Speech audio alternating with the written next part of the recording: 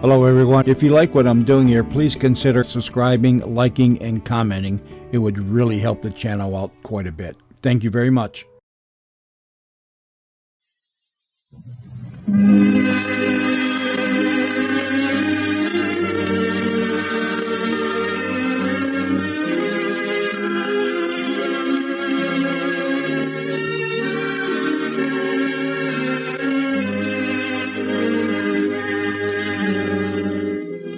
Great scenes from great plays starring Walter Hamden.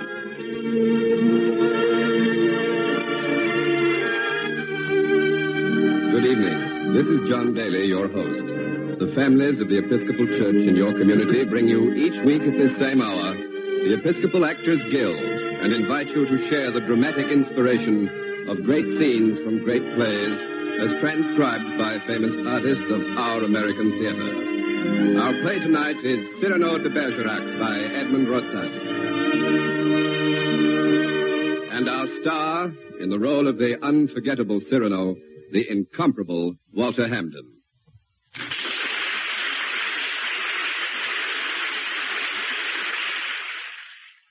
Thank you. Thank you, Mr. Daly. Mr. Hamden, certainly no one could have a deeper understanding of tonight's play and its leading role than you have. So I wonder if you'd take a moment before you become Cyrano himself to tell us just why you think this great drama is a particularly good choice for the opening of our series. Well, Mr. Daly, I think the answer to that is quite simple.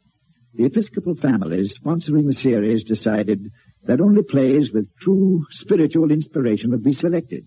Cyrano is such a play. Its very greatness lies in its power to lift us out of ourselves and so lead us toward a deeper understanding of Christian religion. Certainly the character of Cyrano shows that he was a thoroughly good man. Exactly. And that goodness is in Cyrano's complete self-denial of everything but his spirit. And what of the man himself?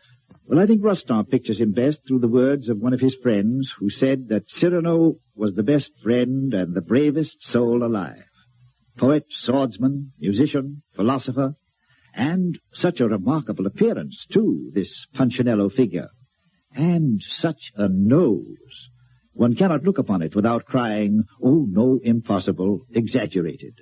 Then one smiles and says, "Of course, I might have known. Presently he will take it off. But that Monsieur de Bergerac will never do." Of course. Mr. Hamden, Miss Anne Seymour is with us tonight to play Roxane, who creates grace in her own image, the personification of the adage that love is blind. So on now to Cyrano de Bergerac and the story of his love for the exquisite Roxane, who, alas, loves young Christian, a brother-in-arms from Cyrano's own regiment. But most of all, it is the story of how Cyrano wins Roxane for Christian, even as his own heart is breaking. And in our first great scene, we find Cyrano and Christian together.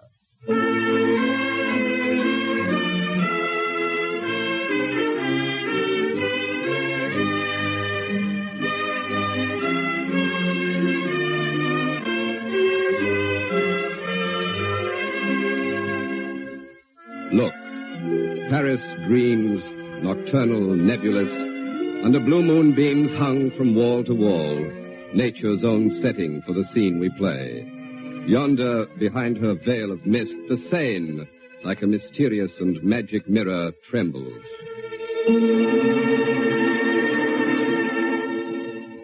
Cyrano is hopelessly in love with Roxane, but she, not knowing this, has told him it is handsome Christian she loves. But Christian fears that once Roxane hears him speak, she will despise him, and Cyrano asks, "But why?" Because I am a fool. I have a sort of rough and ready soldier's tongue, I know that. But with any woman, paralyzed, speechless, dumb, can only look at them. Oh, if I had words to say what I have here. If I could be a handsome little musketeer with eyes. Besides, you know Roxane, how sensitive. One rough word and the sweet illusion gone. I wish you might be my interpreter. I wish I had your wit. Borrow it, then. Your beautiful young manhood. Lend me that, and we two make one hero of romance. What? Would you dare repeat to her the words I gave you day by day? But Cyrano. But Christian, why not? I'm afraid. I know. Afraid that when you have her all alone, you lose all. Have no fear. 'Tis yourself she loves. Give her yourself. Put into words, my words, upon your lips. But your eyes, they burn like... Will you? Does it mean so much to you? It means a comedy, a situation for a poet. Come, shall we collaborate? I'll be your cloak of darkness, your enchanted sword, your ring to charm the fairy princess.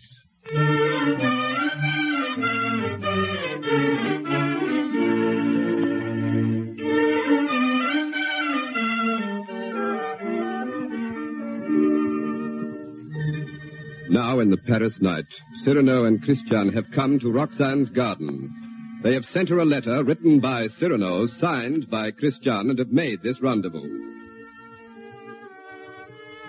The time has come now. They stand before the house of Roxane, and her garden wall hung with tall shrubbery. Over the door of the house there is a balcony and a tall window. The young musketeer appeals to Cyrano. Help me. I cannot live unless she loves me. Now, this moment. How the devil am I to teach you now, this moment? Look, up there, quick. Her window. Well? It does seem fairly dark. Let us try what can be done. Stand over there. Idiot, there, before the balcony. Let me stand underneath. I'll whisper you what to say. She may hear. Call her. Roxane. Wait, here. This gravel at her window. There. Who is calling? I, Christian. I had to tell you. I love you. Now be eloquent. You have your theme. Improvise. Rhapsodize. I love you. Evermore. Evermore. And ever more and more. And ever more and more. But tell me why you speak so haltingly. Christian, this grows too difficult. Let me stand there. I'll take your place before the balcony, and you take mine here underneath. Has your imagination gone lame? Your words tonight hesitate. Why? Through the warm summer gloom, they grope in darkness toward the light of you. My words well aimed find you more readily. My heart is open wide and waits for them. Too large a mark to miss. Moreover, yours fall to me swiftly.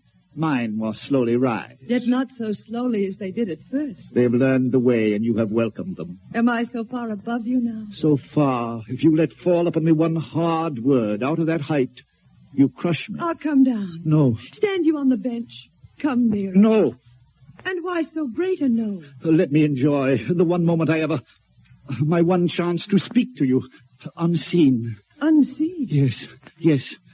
How can you know what this moment means to me? You've never heard till now my own heart speaking. But tonight, indeed, I speak for the first time.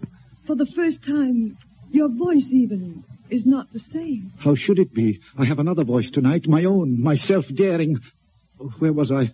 I forget. Forgive me. This is all sweet like a dream. Love. I love beyond breath, beyond reason, beyond love's own power of loving. Your name is like a golden bell hung in my heart. And when I think of you, I tremble, and the bell swings and rings. Roxane, Roxane, along my veins, Roxane. Yes, that is love. Yes, that is love. That wind of terrible and jealous beauty blowing over me. That dark fire. That music. Yet love seeketh not his own. Dear, you may take my happiness to make you happier, even though you never know I gave it you. Only let me hear, sometimes, all alone, the distant laughter of your joy. I never look at you, but there's some new virtue born in me, some new courage.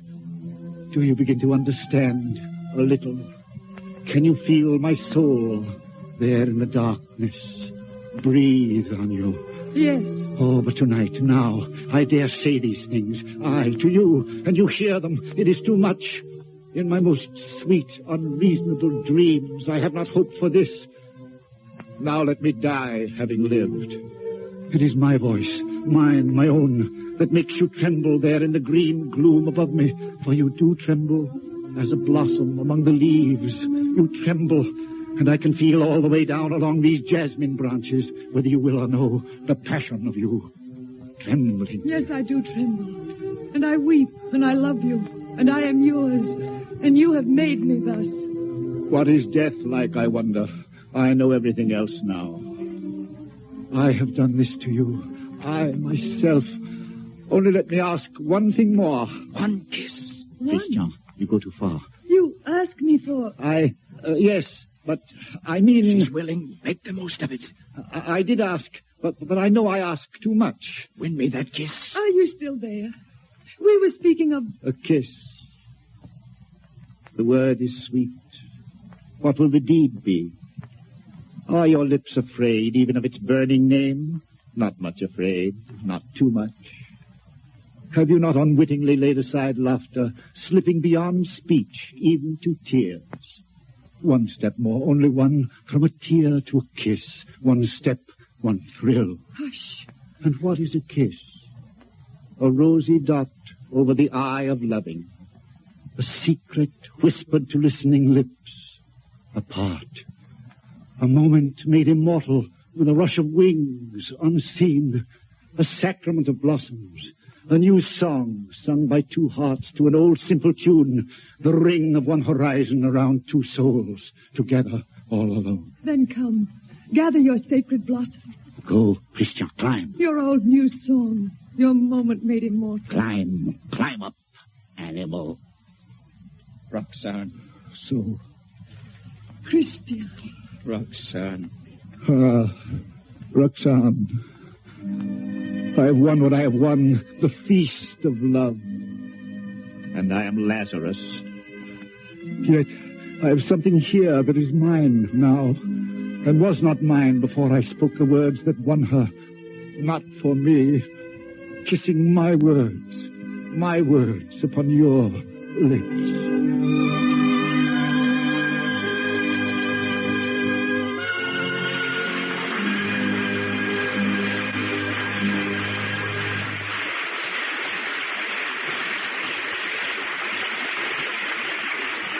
And thus the poet's words upon the soldier's lips have won the lady's love.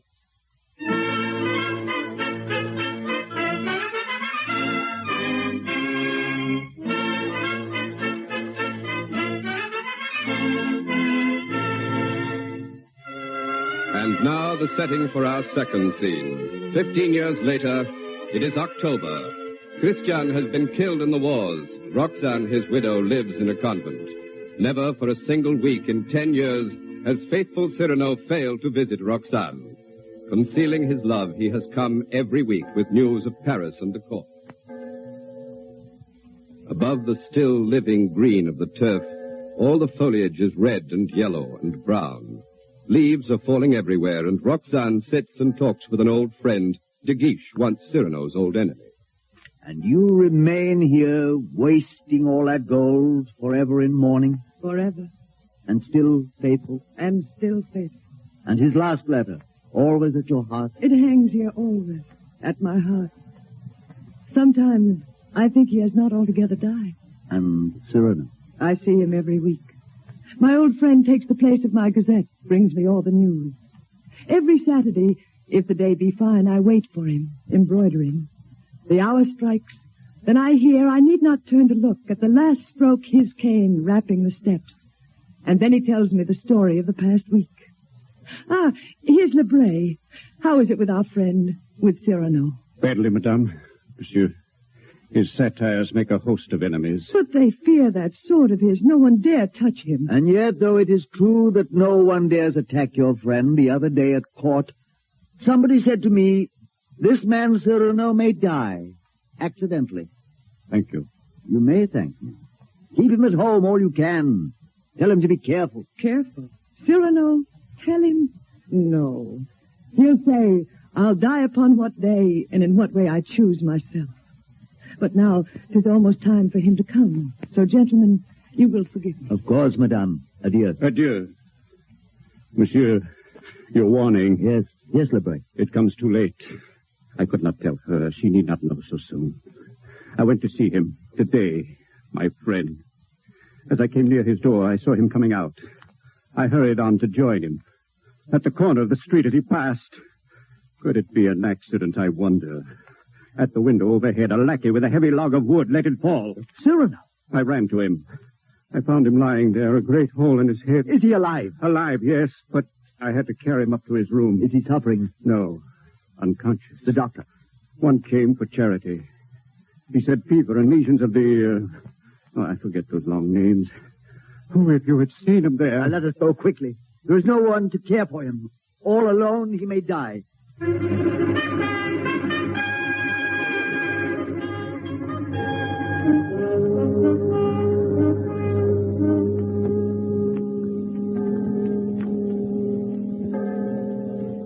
There, the hour. You will be coming now.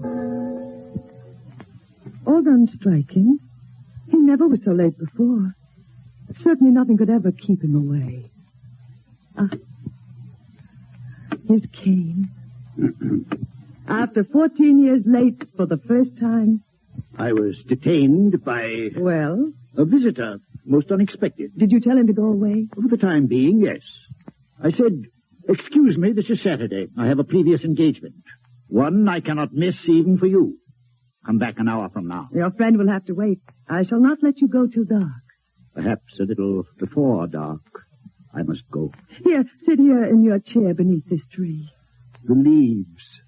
What color? Perfect Venetian red.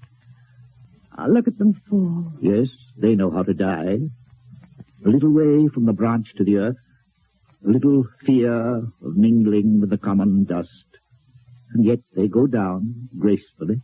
Melancholy. You? Why, no, Roxanne. Then let the leaves fall. Tell me now the court news. My Gazette. Let me see. Saturday the 19th. The king fell ill after 8 helpings of grape marmalade. His malady was brought before the court, found guilty of high treason, whereupon his majesty revived. The royal pulse is now normal. Sunday the 20th. The queen gave a grand ball, at which they burned 763 wax candles. Note, 22nd. All the court has gone to Fontainebleau. Still no. Nothing. My old wound at Arras. Sometimes, you know. My poor friend. Oh, it is nothing.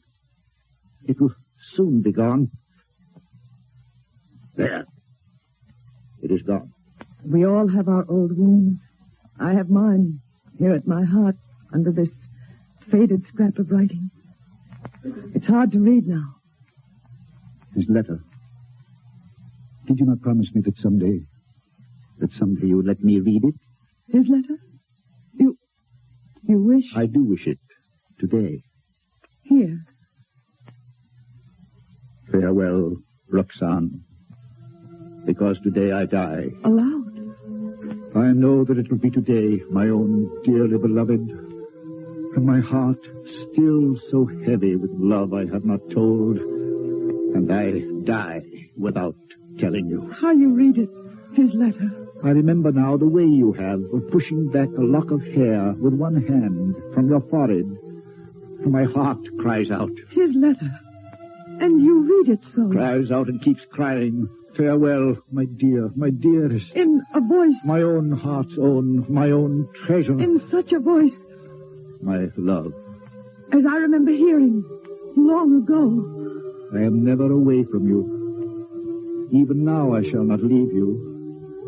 In another world, I shall be still that one who loves you beyond measure, beyond... How can you read now? It is dark. Oh, Roxanne. And all these 14 years, you have been the old friend who came to me to be amusing. Roxanne? It was you. And I might have known every time that I heard you speak my name. No, it was not I. It was you. I swear. I understand everything else now. The letters, that was you. And the dear foolish words, that was you. No. And the voice in the dark, that was you. On my honor. And the soul, that was all you. I never loved you. Yes, you loved me. Even now you love me. No. And why so great a no? No, my own dear love, I love you not. Why were you silent for so many years? And why do you break that silence now, today? Why? Oh, because... nothing. I did not finish my Gazette. Saturday 26th. An hour or so before dinner, Monsieur de Bergerac died. Foully murdered. Cyrano, what have they done to you? Struck down by the sword of a hero, let me fall. Steel in my heart and laughter on my lips. Yes, I said that once. How fate loves a jest. Behold me, ambushed, taken in the rear. My battlefield, a gutter. My noble foe, a lackey, with a log of wood. It seems too logical. I have missed everything. Even my death. We're going to pray now. There goes the bell. Sister! No, Sister! No, do not go away. I may not still be here when you return. You shall not die. I love you. No, that is not in the story. And I have done this to you. All my fault. Mine. Philosopher and scientist, poet, musician, duelist. He flew high and fell back again. A pretty wit whose like we lack. A lover, not like other men. Here lies Hercule Savinien de Cyrano De Bergerac, who was all things, and all in vain. I must go. Pardon. I cannot stay. I never loved but one man in my life, and I have lost him twice. Oh, not here! Not lying down! Did no one help me? No one. Only the tree. It is coming. I feel already shod with marble, gloved with lead. Let the old fellow come now. He shall find me on my feet, sword in hand. Oh, Cyrano. I can see him there. He grins. He's looking at my nose. That skeleton. What's that you say? Hopeless? Why, very well. But a man does not fight merely to win. You there. Who are you? I know you now. My ancient enemies. Falsehood. There. Prejudice. Compromise. Cowardice. What's that? No. Surrender? No. Never. You too. Vanity. I knew you would overthrow me in the end. No, I fight on. I fight on. Cyrano. Yes. All my laurels you have riven away, and all my roses. Yet in spite of you, there is one crown I bear away with me. And tonight when I enter before God, my salute shall sweep all the stars away from the blue threshold. One thing without stain, unspotted from the world in spite of doom, my own. And that is... And that is... my white plume.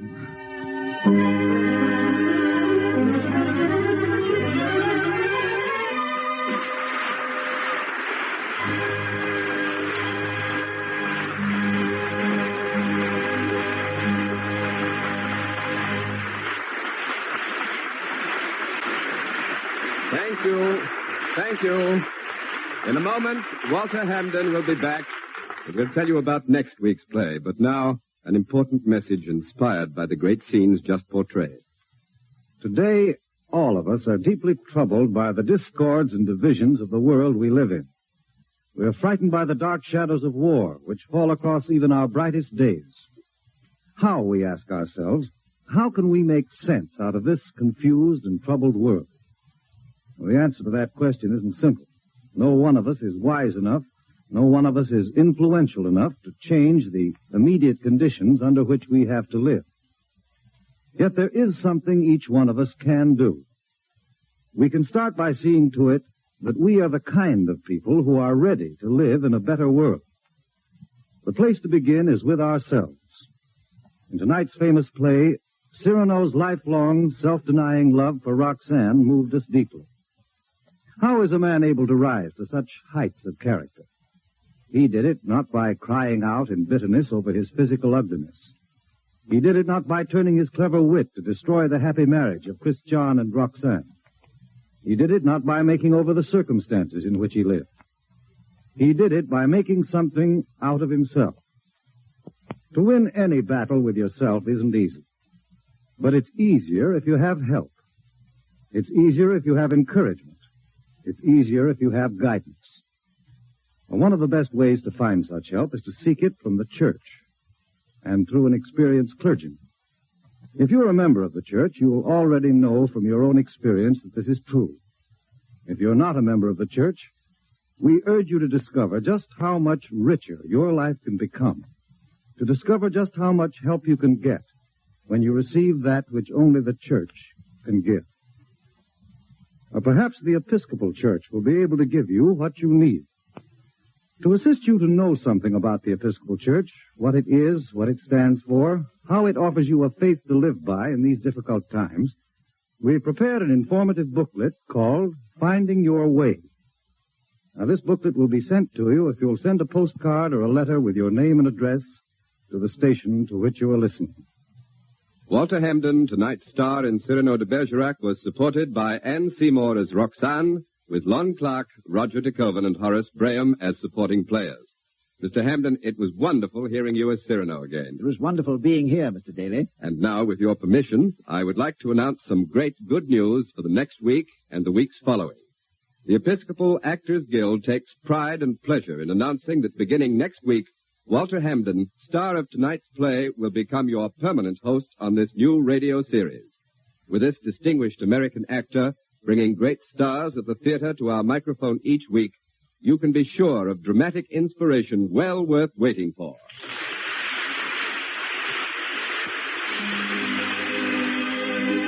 Thank you very much.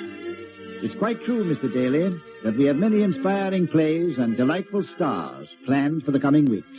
Next week, for instance, the charming and gifted actress, Miss Jane Cowell, in the brilliant play Candida by George Bernard Shaw. I hope you'll all be listening then. But right now, I urge you to listen to an important invitation that comes to you from a friend in your own community. This is the Reverend John Williams of Trinity Church on West Elm Street in Springfield. Speaking for all the members of my parish, may I welcome you as a listener to great scenes from great plays. And may I extend to you a very friendly invitation to be with us at our 11 o'clock morning service next Sunday. If you can join us at Trinity Church next Sunday, I hope you will speak to me personally after the service.